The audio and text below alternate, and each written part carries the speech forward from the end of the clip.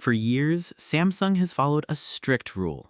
If you want the best features, you pay the flagship tax. But for 2027, it looks like they've finally broken their own rules with the Galaxy A58 5G.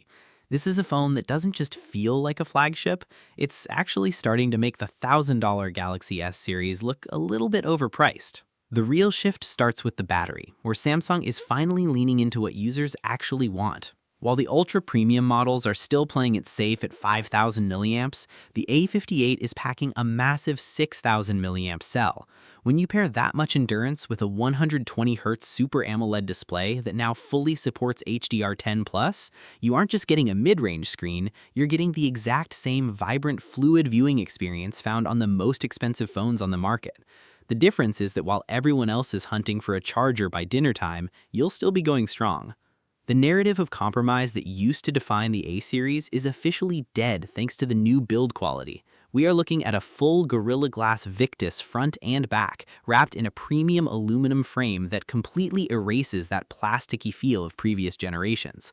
But the real kicker, and the feature that finally kills the mid-range stigma, is the IP68 water and dust resistance.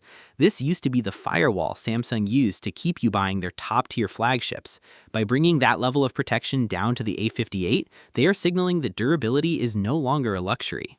Under the hood, the Exynos 1780 chipset is designed for efficiency, but with up to 12 gigs of RAM and 512 gigs of storage, it's clear this is built for power users who want to game and multitask without the flagship price tag. What's most impressive is that even with these massive jumps in hardware, Samsung kept the essentials that worked, like the 45W fast charging. It's a calculated move that positions this device as a super sub flagship.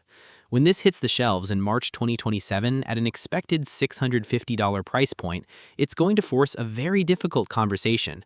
If you can get a 6.7-inch premium display, flagship-level durability, and a battery that outperforms the Ultra models for hundreds of dollars less, it leaves us with one major question at this point.